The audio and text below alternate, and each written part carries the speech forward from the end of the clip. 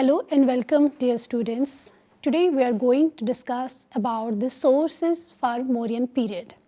The main objectives of this module are to understand the various types of sources that historians have used to describe the history of Mauryas, to understand the difference between Buddhist, Brahmanical and Jain literary traditions on the Mauryas, and finally to distinguish between fact and fiction and incorporate insights from sources. Now let's start with the introduction. The Mauryas, who ruled from 324 to 187 BCE, built an empire that covers practically the whole Indian subcontinent and even went beyond it in the northwest. This marked the commencement of the first centralized pan-Indian empire and started a new era in the Indian history. When it comes to understanding all of its aspects, the history of Mauryan Empire is quite complicated.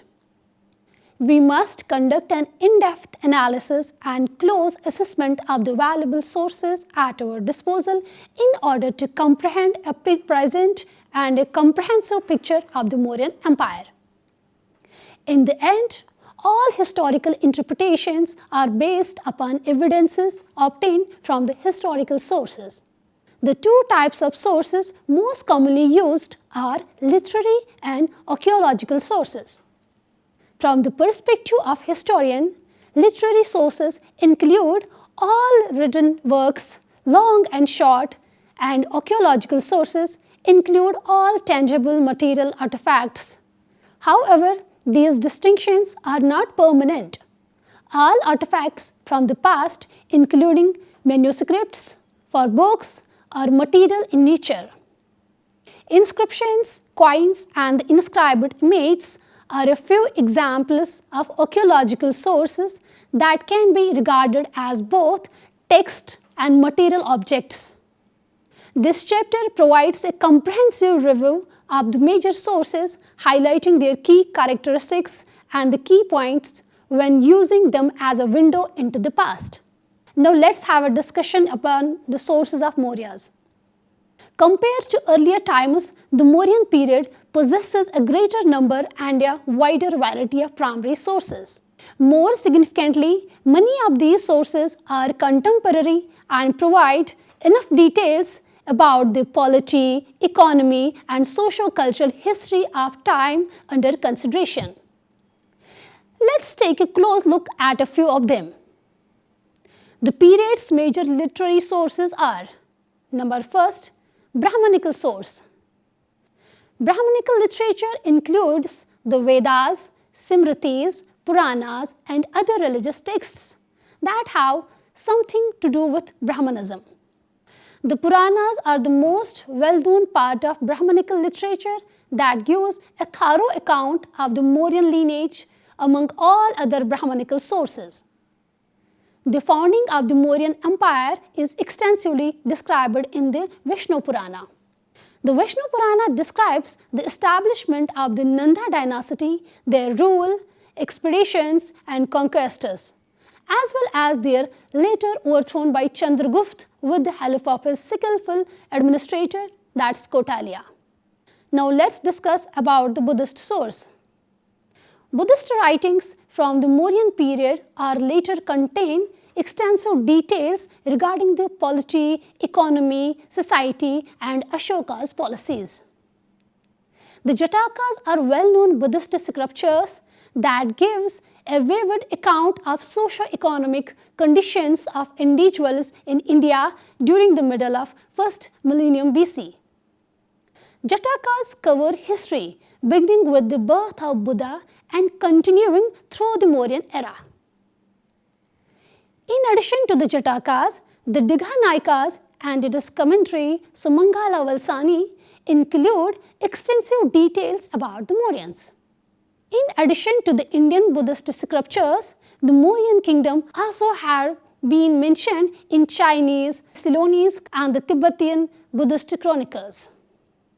The Ashokavadana and Divyadana make reference to some of the significant occasions in Ashoka's life, such as his trip to suppressed the Taxila insurrection and his conversion to Buddhism.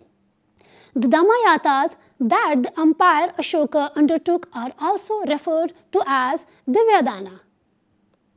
Although Taranath's History of Tibet, which was written in 16th century, mentions Mauryan life, it's not a highly reliable source. Ashoka's mission to spread Buddhism in Ceylon was looted by the Ceylonese chronicle Mahavamsa, which is written in 5th century AD, and Dipavamsa, written in 3rd century BC to 4th century AD. A commentary on the Mahavamsa written in India in the 10th century AD called Vamsata Paksani provides some information of the Mauryas.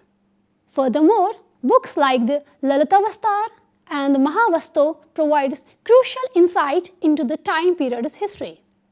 Now, let's discuss about the Jain literature. Hemachandra's Parishta Pavan, a work of Jain literature from the 10th century AD, was primarily written as a biography of Kautilya.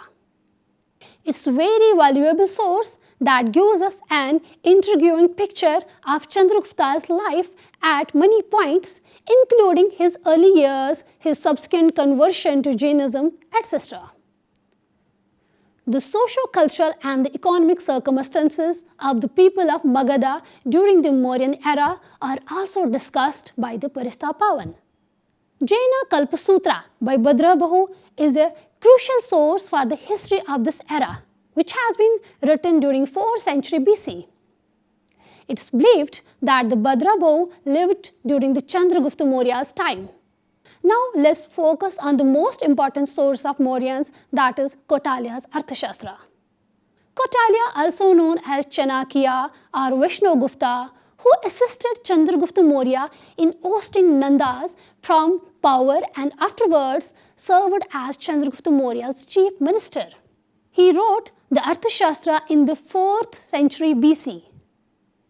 This treatise on statecraft is renewed for its focus on financial issues and pragmatic approach to the polity. In the first decade of the 20th century, Ramshastri discovered the Arthashastra. Scholars have since regarded it as an encyclopedia of ancient Indian politics. Numerous old works on the subject are cited in the book, but none of them are currently in existence. The Arthashastra branch of knowledge focuses on ways to acquire and protect the earth, which is the source of human nutrition. This notion makes Arthashastra the science of statecraft. There are 15 adhikaranas in Arthashastras, which means books. The first 5 speaks about the government, that is Tantra. The following 8 speaks about international relations, that is Avapa. And the final 2 speaks about the various themes.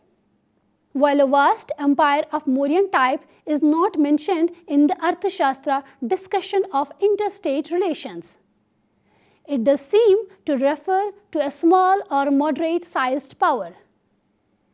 But in terms of the empire's expansion, the book talks a lot about imperial ideas and their ambitions. The Vishy-Gushu or would-be conqueror who aspires to rule the entire world is the vantage point from which the entire subject of statecraft is framed. In addition, the author clearly had a sizable established polity in mind, given the outline of a complex administrative organization and the high wage suggested for officials. The Arthashastra and Megasthenes Indica differs in a number of ways, including how they treat fortifications, city government, army administration, and taxation. Due to these apparent inconsistencies, it has been claimed that the Arthashastra must originate from a different time than the 2 works and that they can't both be from the same era. This is because we are certain that Megasthenes lived during Chandragupta Maurya's reign. For a variety of reasons, this type of thinking is unacceptable. For instance, Megasthenes was not the most keen observer and made a number of errors. For example, his statement that in India all land belongs to the king, that there are no slaves, and that the Indians do not know writing. Furthermore, later manuscripts contain the only copies of Megasthenes' text that are still exist. These reasons make it impossible to date the Arthashastra using the Indica as a standard. The Arthashastra does not make any mention of the Mauryas, their empire, Chandragupta or Patliputra. Given that the work is theoretical rather than descriptive, this may be the case. In fact, the accepted interpretation of the text's author and date can be effectively refuted by just one key aspect. The Arthashastra is a guide to royal statecraft that examines a potential rather than an existing state. The widely held belief that dates the writing of Kautilya and Arthashastra to the Mauryan era had huge backing. The work appears to predate Vatsyayana's Kama Sutra in terms of style. It most certainly precedes both the Manu Smriti and the Yajnavalkani Smriti. The Maurya period is evidenced by the discussion of the great growth of agricultural villages and the designation of Ajvakas as an important sect. Furthermore, no other historical dynasty has an administrative system like the one described in the text. According to Kengel, the author's name seemed to be Vishnugupta, Kautilya and Chanakya, son of Chanaka respectively. In response to Nanda king's insult, he speculates that Kautilya may have written the book before joining the Chandragupta. Even while the Arthashastra has a certain amount of coherence, it is very likely that there were later interpolations and remoldings. The major concern is, given the debate about the antiquity, authorship and normative nature, how is this work to be regarded as a source of history? The idea that a writer by the name of Kautilya composed some portion of the text during the Mauryan era, allowing scope for later interpolations until the early century CE, does not seem to be refuted by any convincing evidence. The Arthashastra can be considered as a source for various parts of the Mauryan era because it has some links to that period. However, we must be careful to avoid interpreting the text as a critique of the Mauryan government or society. Now let's discuss about Latin and Greek sources. Numerous foreign visitors came to India during this period and left detailed records for the Mauryan age. These sources not only give us information on the political climate of the time, but they also shed a lot of light on the Mauryan emperor's foreign policy and foreign relations in general. The most major foreign sources are the writings of travelers like Strabo, provided a useful overview of the world geography and gives some credit to India. In addition, he mentions in his work the matrimonial union of Seleucus and the Chandragupta Maurya, but omits to elaborate on the precise nature and specifics of this union. Strabo also makes mention of Chandragupta Maurya's female bodyguards. There is another Greek writer, namely Plutarch, has written about Alexander's voyage, conquest and life. He has mentioned the encounter between Chandragupta Maurya, he refers him as Andrakotas, and Alexander in his writings. Among all the contemporary foreign authors, Justin, who lived in the 2nd century AD, provided the most detailed portrayals of Chandragupta Maurya. Chandragupta is referred to him by as Sandrakotas. He goes into great depth regarding Chandragupta Maurya's foundation of Mauryan Empire and his war with the Greeks. He was able to take the Punjab from the Greeks during this conflict. Other foreign authors like Aaron and Pliny and others have made general references to the Chandragupta and other Mauryas as well as reference to the India. In any event, it would seem that these foreign sources are essential to understanding the reconstruction of Mauryan history. However, Megasthenes is the most significant foreign source for information of Mauryan period. The Seleucidian representative to the Mauryan capital was named Megasthenes. During Chandragupta Maurya's rule, Megasthenes spent much of his time at Arkhojia, which is modern Kandahar. But he also travelled to the Pataliputra. The envoy's account, titled Indica, is based on his perceptions of India. Although there is reasonable doubt that he visited the Mauryan capital, his account has been lost, and today the only accounts of his visit are based on the quotes from portions from and summaries of the Indica written by the classical authors. Megasthenes appears to have frequently formulated his opinion based on his perception of Egypt and West Asia, two regions he was familiar with. Romola Thapar has noted that the Megasthenes' perception of the subcontinent were frequently obscured by his knowledge of the Seleucid realm in West Asia. It is well known that he made some invalid observations. For instance, he stated that there was never a famine in India, which is a wholly false idea. According to Rhys Davids, Megasthenes lacked the capacity for crucial thoughts, which caused him to frequently be duped by what he observed. However, his work has remained a crucial source of Mauryan history from first-hand accounts. Now, let us discuss about the archaeological sources. Since archaeological sources can be more accurately dated than the literary ones, historians frequently place more thrust in them.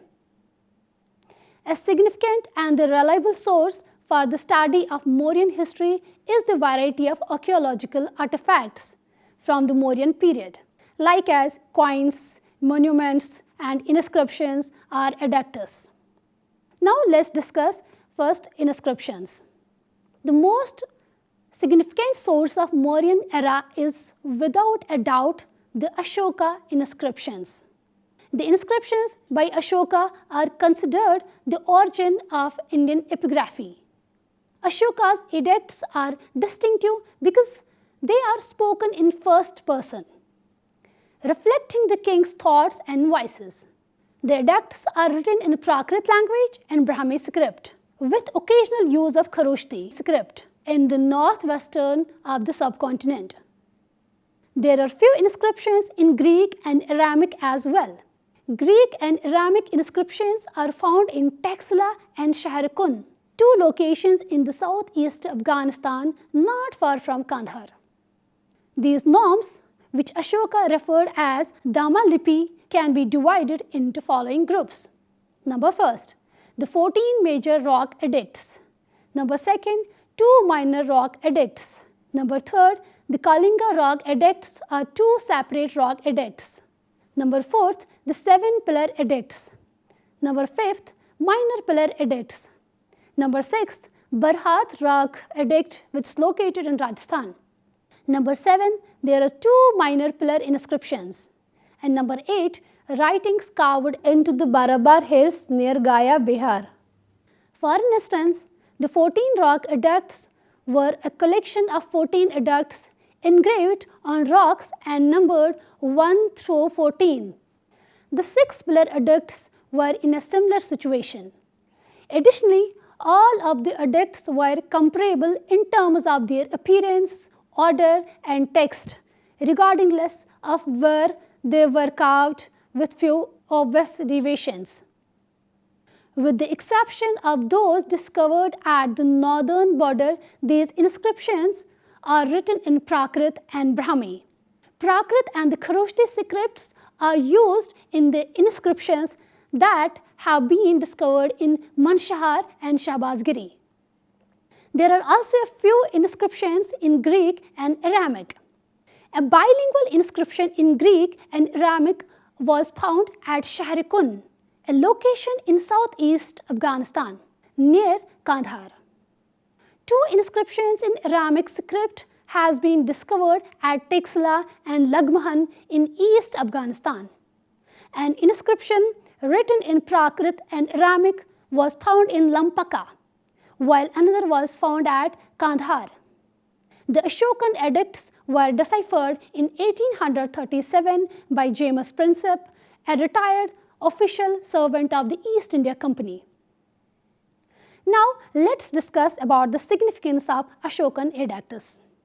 These edicts contain reference to the Ashoka's life and his conversion to Buddhism that has been provided.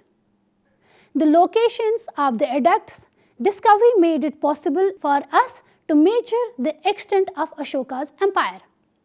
A list of connections to existing foreign rulers provides us insight into the temporal and spiritual ties that Ashoka upheld. Ashoka's statement in edicts of his effort to promote the Dhamma and his accompanied justification revealed his renewed allegiance to the Buddhist teachings and his close relation to the Sangha. The edicts gives us details on the use of numerous writing systems and the language during the Mauryan era. Ashoka's principles of the governance and the ethical code were contained in the Rock Edicts. The most significant Rock Edict 13 provided information on the horrified Kalinga War and its effect on Ashoka's life. The Pillar Edicts listed the actions Ashoka took to advance brotherhood, religious tolerance, community responsibility, and the welfare of his subjects.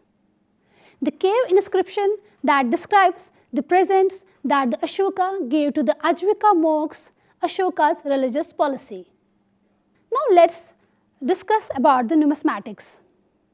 Along with the growth of urban settlement and a rise in business and commercial activities, the 6th century BC saw the introduction of an era of financial exchanges to ancient India. The abundance of punch-marked coins discovered during the excavation at various NBP levels and places is proof that the Mauryan economy and society relied heavily on financial exchange. According to the Arthashastra, two noteworthy coins were in use during the Mauryan era: the copper mashaka and its submultiplies, as well as the silver pana. The Arthashastra also makes reference to the copper coin kakni, which may not have been well known as pana and mashaka. These coins have a variety of emblems such as the sun, a tree emerging from the railing, the moon, animals, etc. But no names of Mauryan kings. There are valuable field archaeological materials, mostly urban, available from sites like Kumhara near Patna, Basangir near Bhopal, and Texla that have been excavated. There is archaeological evidence from other excavated or explored sites, particularly those in peninsular India, that dates to the 4th century to 3rd century BC at the occupational levels. During the Mauryan era, the practice of carving innovative visual arts into stones was also introduced. The profusion of NBPW and terracotta modelings during this time is noteworthy. The surviving work of the Mauryan art are a great source for learning about the culture and socio-political history of era. Dear students, while concluding this lecture, we can say the Arthashastra of Kotalia, the Indica of Megasthenes, the Madhuraksha of Vishaka Datta, the Puranas, the Buddhist and the Jain literature, the edicts of Ashoka, and the Mauryan monuments and the coins are thus the most crucial sources for the reconstructing the history of Mauryan age. The analysis of the combined testimony of the source mentioned above forms the basis for a study of the socio-economic history, political environment, and cultural contexts of this time. One sort of source can't be used in place of all others to seek a meaningful knowledge of the Mauryan era. Dear students, it was all about today's lecture regarding sources for Mauryan period. Hope you have understood it well. See you next time with a new topic. Till then, take care. Goodbye.